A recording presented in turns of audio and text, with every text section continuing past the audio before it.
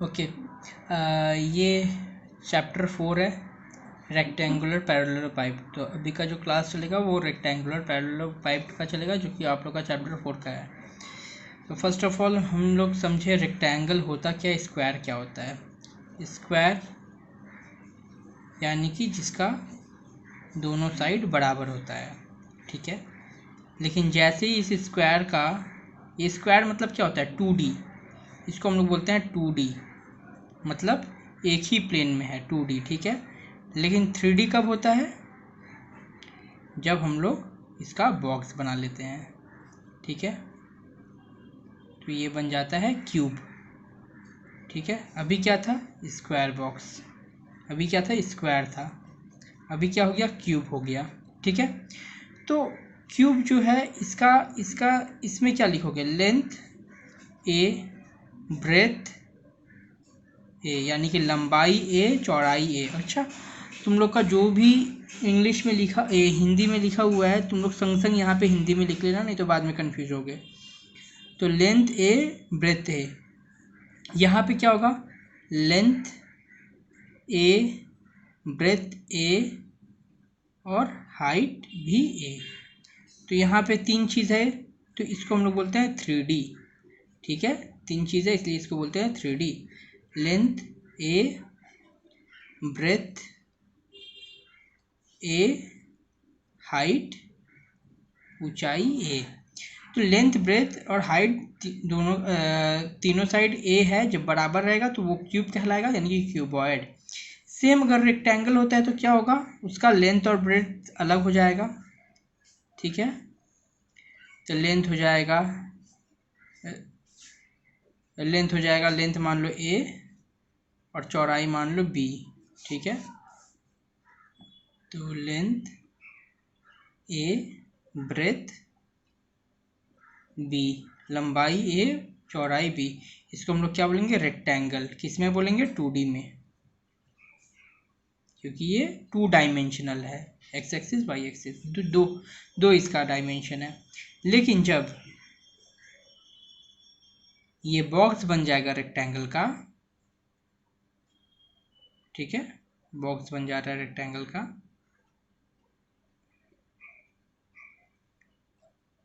तो इसका लेंथ ए, ये तब हो जाएगा तुम्हारा चौड़ाई या फिर लंबाई, कुछ भी मान लो, कोई भी एक तरफ को मान लो, बी, हाइट सी। तो इसका सब कुछ अलग है, तो ये कहलाता है रेक्टेंगुलर पैरेललोपाइप्ड। तो लेंथ ए, लंबाई ए, चौड़ाई बी, ऊंचाई सी। इसका नाम क्या है, इसका नाम है रेक्टेंगुलर पैरेललोपाइप्ड, ठीक है। अब हम लोग कुछ फॉर्मूला में जाएंगे। तो अभी तक क्लियर हो गया कि रेक्टेंगल क्या होता है और स्क्वायर क्या होता है, ये सब, ठीक है। अब कुछ चीज़ में हम लोग ध्यान देंगे 3D में। ध्यान से देखो, ये जो कॉर्नर्स है, इसमें गिनो कितना कॉर्नर है। ये पीछे में ऐसा रहेगा ना, डॉट डॉट से बना रहा है, मतलब पीछे का पार्ट है, ठीक है। तो पीछे में ऐसा रहेगा, तो टोटल मिला के कितना कॉर्नर हुआ, 1 2 3 4 5 6 7 8, तो 8 कॉर्नर हुआ। तो 8 कॉर्नर इसका हुआ, और इसका एज यानी कि ये किनारा कितना हुआ, 1 2 3 4 5 6 7 8 9 10 11 12 किनारा हुआ इसका। तो इसको हम लोग बोलेंगे 12 एजेस, यहाँ लिखेंगे। इसका भी सेम है और स्क्वायर क्यूब का भी सेम है, तो इसको हम लोग बोलेंगे 12 एजेस, ठीक है। एजेस इसका कितना है, 12 है। और कॉर्नर को बोलते हैं वर्टेक्स। वर्टेक्स इसका कितना है, वर्टेक्स यहाँ पे टोटल 8 है, वर्टेक्स 8, ठीक है, फाइन। अब यहाँ पे सरफेस एरिया निकालना होता है। सरफेस एरिया मतलब क्या होता है कि इसका ऊपर का साइड का इसका पूरा एरिया, ये सब एरिया, ये सरफेस एरिया होता है। मतलब ये अगर पेपर है तो ये पेपर का ये पूरा पार्ट जो है ये इसका सरफेस एरिया हुआ, वॉल्यूम नहीं, यानी कि आयतन नहीं है, ये क्षेत्रफल है। सरफेस एरिया यानी कि क्षेत्रफल। तो इसका अगर रेक्टेंगल का क्षेत्रफल निकाले एरिया तो क्या हो जाएगा, लेंथ इंटू ब्रेथ यानी कि ए इंटू बी। लेकिन जब इसका निकालते हैं क्षेत्रफल तो देखो क्या होता है, इसका क्षेत्रफल निकालेंगे तो क्या होगा। तो सबसे पहले क्यूब का देखते हैं। हाँ, क्यूब से सिंपल होगा। क्यूब का देखो, क्यूब का सारा जगह बराबर है तो ये कितना हो गया, ए स्क्वायर। इसका अगर हम निकाले क्षेत्रफल एरिया तो होगा लेंथ इंटू ब्रेथ यानी कि ए इंटू ए, क्योंकि लेंथ बराबर ब्रेथ है इसलिए इसका एरिया होगा ए स्क्वायर। ठीक है ना। इसका एरिया क्या होगा, इसका एरिया सब बराबर है तो कितना सारा इसका हम क्या बोले, इसका फेस कितना है। अच्छा, और एक चीज़ आता है, एज हुआ, वर्टेक्स हुआ, फेस हुआ। फेस में ध्यान देना, फेस कितना है, फेस मतलब ये प्लेन सरफेस, एक उस तरफ में, इस तरफ में देखोगे 2 3 4, नीचे का 5, ऊपर का 6, फेस हुआ 6। ठीक है, तो वैसे क्यूब का भी 6 हुआ। 1 2 3 सामने से दिखाई पड़ेगा, इसके पीछे में जो है वो 4, इसके पीछे में है जो 5 और ऊपर के जो नीचे में है 6। तो 6 फेस हुआ। कोई भी बॉक्स उठाओ और गिनो उसका फेस कितना हुआ तो वो तुम्हें पता चल जाएगा। ठीक है। फॉर एग्जाम्पल ये हमारा मान लो बॉक्स है तो इसका फेस कितना हुआ हम दिखाते हैं। ये हुआ 1, ये फेस हुआ 2, मैं बंद करके दिखा दूँ 1 मिनट। ये है, ये बॉक्स है, इसका फेस कितना हुआ 1। ठीक है, नीचे का फेस हुआ 2, ये 2। ठीक है, ये 3, ये वाला फेस 4, ये फेस 5 और ये फेस 6। तो टोटल यहाँ पे कितना हो गया, 6 फेस हुआ। तो वैसे ही करके कोई भी पार्ट का 6 फेस होता है, कोई भी एक बॉक्स का 6 फेस होता है मिनिमम। तो रेक्टेंगल का 6 फेस होगा, रेक्टेंगुलर पैरेललोपाइप का 6 फेस होगा, क्यूब का भी 6 फेस होगा। अल्टीमेटली जब 6 फेस होगा मतलब 6 बार हम लोग ए स्क्वायर गिनेंगे, मतलब इसका एरिया क्या हो जाएगा, इसका सरफेस एरिया यानी कि क्षेत्रफल क्या हो जाएगा क्यूब का। 6 बार हम लोग ए स्क्वायर गिनेंगे तो 6 ए स्क्वायर, एक तरफ का ए स्क्वायर और 6 फेस का 6 ए स्क्वायर। लेकिन इसका कैसे निकालेंगे, इसका तो सरफेस एरिया मिल गया। ये सब जो है ना, इसको हमेशा अच्छे से नोट्स बना के लिखना। ठीक है, सबका फॉर्मूला एक पेज में आ जाना चाहिए। फाइन, तो आप लोग को ना क्या करना है, फॉर्मूला सब याद रखना है। जैसे कि एरिया इसका क्या है, लिखना है एरिया ए स्क्वायर है। ठीक है, क्यूब का एरिया 6 ए स्क्वायर, ये सब फॉर्मूला अलग से लिखना है। रेक्टेंगल का एरिया क्या है, ए इंटू बी। ठीक है, रेक्टेंगुलर पैरेललोपाइप का एरिया निकालते हैं। हाँ, कैसे निकालेंगे, इसका तो आराम से निकाल लिए क्योंकि इसका सारा फेस बराबर था, इसका तो बराबर नहीं है। तो इसका ना हम लोग फेस गिनते हैं, कैसे कैसे फेस है। ठीक है, 6 फेस है ना, 6 फेस को गिनते हैं। पहला फेस को नंबर देते हैं 1, नीचे वाला फेस को, ये साइड को नंबर देते हैं 2, इस साइड को नंबर देते हैं 3, इस साइड को नंबर देते हैं 4, ऊपर का नंबर देते हैं 5 और नीचे का नंबर देते हैं 6। ठीक है ना, 6 फेस का नंबर दिए। अब 6 फेस में हम लोग देखेंगे कैसा कैसा है। पहला फेस, ठीक है, यहाँ पे आराम से लिखते हैं पहला फेस। ठीक है, पहला फेस का क्या है, ए इंटू सी। ठीक है, सबसे अच्छा होगा अगर हम एल बी एच करके काम करते हैं तो अच्छे से समझ में आएगा। तो पहला फेस का होगा length into height, L into H. ठीक है, लंबाई गुणा चौड़ाई। दूसरा फेस का क्या होगा, ये हो गया, दूसरा फेस क्या है, ब्रेथ इंटू हाइट यानी कि बी इंटू एच। ठीक है, बी इंटू एच। ठीक है, तीसरा फेस का क्या हुआ, तीसरा फेस का होगा ए इंटू सी यानी कि लेंथ इंटू हाइट। तीसरा फेस का ये ना आप लोग प्रैक्टिकली एक पेंसिल का बॉक्स ले लेना, फिर कैलकुलेट करना, आप लोग को अच्छे से समझ में आएगा। चौथा नंबर देखते हैं क्या होगा, बी इंटू सी यानी कि breath into height, breath into height. ठीक है, ऊपर का क्या होगा, ए इंटू बी यानी कि लेंथ इंटू ब्रेथ।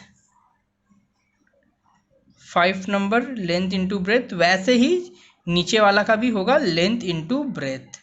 ठीक है ना, तो अब सबको हम लोग जोड़ देंगे, सबको क्या करेंगे, जोड़ देंगे, तो रेक्टेंगुलर पैरेललोपाइप का सरफेस एरिया निकल जाएगा।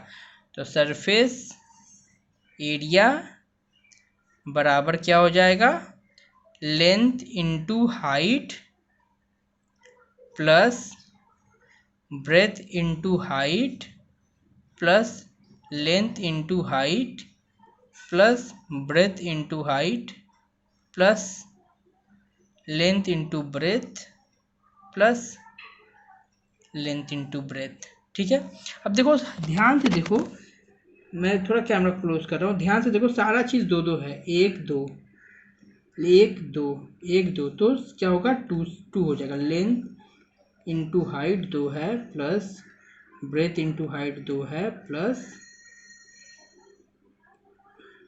लेंथ इंटू ब्रेथ भी दो है। टू कॉमन निकल जाएगा, ठीक है, टू कॉमन निकल जाएगा तो क्या होगा, length into height plus breadth into height plus length into breath. ठीक है, अगर हम लोग जो ए बी सी डी बैठा है, ये ब्रैकेट नहीं खुलना चाहिए जब तक मल्टीप्लाई नहीं हो, हम लोग जो ए बी सी डी बैठा है उसको अगर दे तो कैसे होगा, लेंथ क्या था हमारा ए था, ब्रेथ क्या था बी था, ब्रेथ क्या था बी था, हाइट क्या था सी था, लेंथ क्या था ए था, ब्रेथ क्या था बी था, सॉरी ये हाइट है ना, ये यहाँ पे सी होगा, सॉरी ये सी था हाइट और यहाँ पे ब्रेथ बी। ये फॉर्मूला हमारा आएगा, तो ये फॉर्मूला आप लोग को पूरा याद होना चाहिए, नहीं तो सम्स नहीं हो पाएगा। समझ में आ गया, कोई भी एक फॉर्मूला याद करो, बस कंसेप्ट क्लियर होना चाहिए कि लेंथ क्या है ब्रेथ क्या है। ठीक है, ये वाला पार्ट क्लियर हुआ। चलिए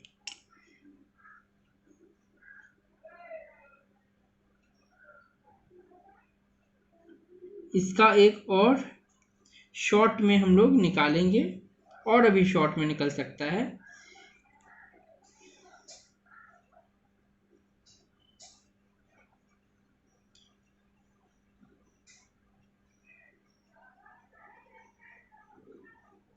अच्छा ठीक है, यहाँ पे यहाँ तक क्लियर हुआ। ये टोटल एक इसका हुआ, किसका, बॉक्स का एरिया, टोटल बॉक्स का एरिया। लेकिन आप लोग का जो सम्स आएगा ना, सम्स कैसे आएगा, सम्स आएगा कि find the area of four walls of the room, मतलब दीवार का चारों दीवार का एरिया निकालो। तो चारों दीवार क्या हुआ, यहाँ पे देखो चारों दीवार क्या हुआ, ये एक दो तीन चार, ये चार दीवार हुआ ना, ऊपर वाला तो छत है, नीचे वाला तो फ्लोर है। ठीक है, ऊपर वाला छत है, नीचे वाला फ्लोर है, तो कितना फेस हो जाएगा, यहाँ पे चार हो जाएगा। तो हम लोग को उस हिसाब से निकालना पड़ेगा। तो इसलिए मैं, अगर ये वाला आपको याद रहेगा ना तो आप लोग सब कर लोगे। क्यों, क्योंकि आप लोग का सिंपल है कि अच्छा ऊपर नीचे वाला हटाना है, मतलब ये वाला हटाना है, मतलब मेरा ये फॉर्मूला होगा सिर्फ चार वॉल का, लेंथ इंटू ब्रेथ और ब्रेथ इंटू हाइट, है ना। तो ये कंसेप्ट क्लियर होना चाहिए, उससे सब चीज़ हो जाएगा। अब आते हैं हम लोग डायगोनल में। डायगोनल क्या होता है, आप लोग थोड़ा हिंदी में देख लेना, मेरे पास हिंदी बुक है नहीं, तो आप लोग हिंदी में मैच कर लेना, डाउट होगा तो एक बार पूछ लेना। ये मान लो स्क्वायर है, ठीक है, अगेन 2D बना रहे हैं, 2D, तो इसका डायगोनल क्या होगा, यहाँ से यहाँ तक डायगोनल होगा। डायगोनल होता क्या है, एक कोई भी स्क्वायर या फिर क्यूब या फिर रेक्टेंगल, किसी में भी सबसे लंबा लाइन जो फिट हो सकता है वो होता है डायगोनल। इससे लंबा लाइन और कोई नहीं हो सकता है। ठीक है, तो डायगोनल का फॉर्मूला क्या है, डायगोनल का फॉर्मूला क्या है, आप लोग पढ़े होंगे, जनरली जो क्यूब होता है उसका उसका डायगोनल का फॉर्मूला जो होता है वो तो होता है √2a। ठीक है, लेकिन हम लोग दिखाएंगे कैसे निकला।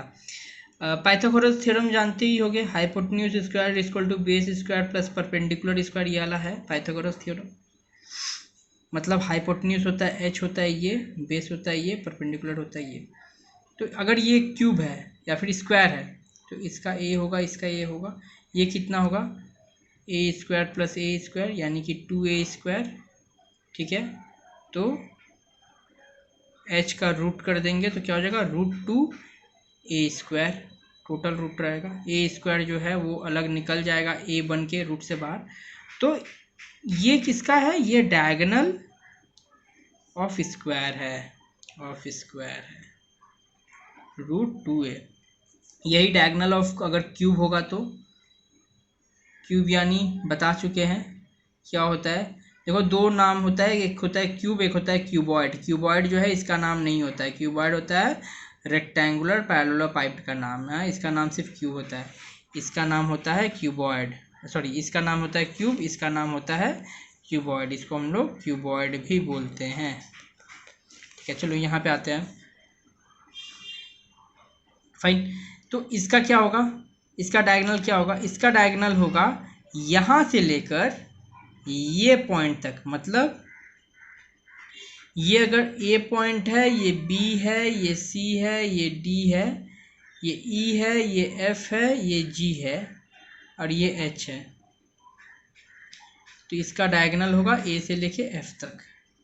डायगोनल क्या होगा, डायगोनल होगा ए से एफ तक। जैसे इसका था ए से बी, ए से सी तक, ए बी सी डी, इसका डायगोनल था ए से सी तक, वैसे ही इसका डायगोनल है ए से एफ तक। मतलब ऐसे करके कोई डंडा, जैसे एक कमरा में सबसे बड़ा डंडा कौन सा रख सकते हो, तो एक कोना से दूसरा कोना ए एफ।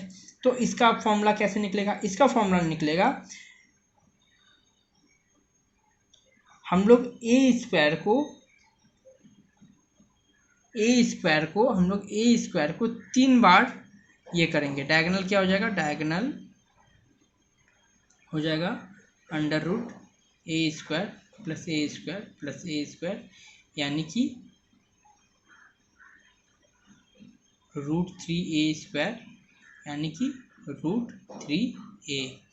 तो diagonal of square root 2a, diagonal of cube diagonal of cube root 3a। ठीक है, अब रेक्टेंगुलर पैरेललोपाइड का देखेंगे। वैसे ही तुम लोग इसका भी डायगोनल निकाल लोगे, रेक्टेंगल का क्या डायगोनल निकलेगा, a square plus b square, under root a square plus b square. ठीक है, रूट के अंदर में under root a square plus b square. ठीक है, लेकिन अभी रेक्टेंगुलर पैरेललोपाइड का कैसे निकालेंगे ये थोड़ा हम लोग को देखना पड़ेगा।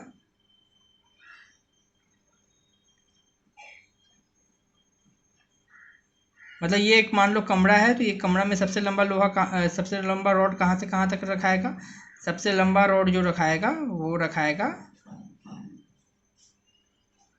हमारा इस कॉर्नर से इस कॉर्नर तक। ठीक है, ऐसे करके, तो इस कॉर्नर से इस कॉर्नर तक सबसे लंबा रॉड हमारा रखाएगा।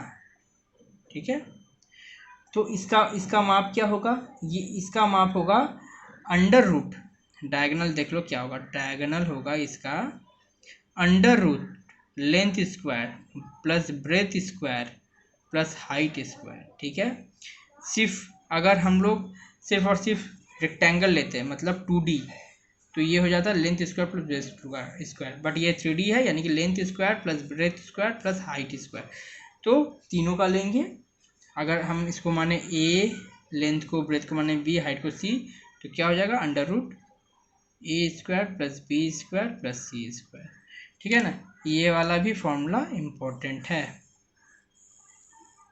लंबाई का स्क्वायर, ब्रेथ का, चौड़ाई का स्क्वायर, ऊंचाई का स्क्वायर, और सबको अंडर रूट में करना है। क्यूब भी है और डायगोनल ऑफ स्क्वायर भी है, और रेक्टेंगल का तुम लोग खुद से लिख लेना। ठीक है, फाइन। अब हम लोग आते हैं एक छोटा सा सम्स में। अच्छा, लास्ट एक चीज़ था, डायगोनल हो गया, एरिया हो गया, वॉल्यूम एक इम्पॉर्टेंट चीज़ है, यानी कि आयतन। वॉल्यूम कैसे निकालते हैं, वॉल्यूम होता है क्या, अगर क्यूब का बताते हैं, वॉल्यूम हमेशा 3D में होता है, 2D में नहीं होता है। मतलब स्क्वायर का वॉल्यूम नहीं निकाल पाओगे, ये पेज का वॉल्यूम नहीं निकाल पाओगे, ये पूरा कॉपी का वॉल्यूम निकाल पाओगे। मतलब एक हाइट होना चाहिए।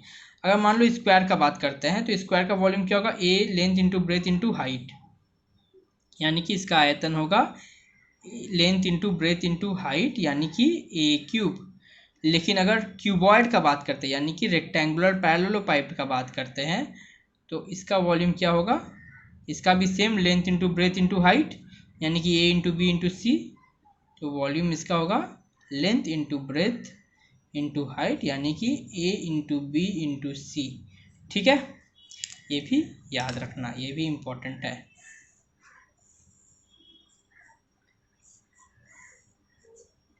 ठीक है, वॉल्यूम ये क्यूब का है, ये क्यूबॉइड का है, यानी कि रेक्टेंगुलर पैरेललोपाइड का है।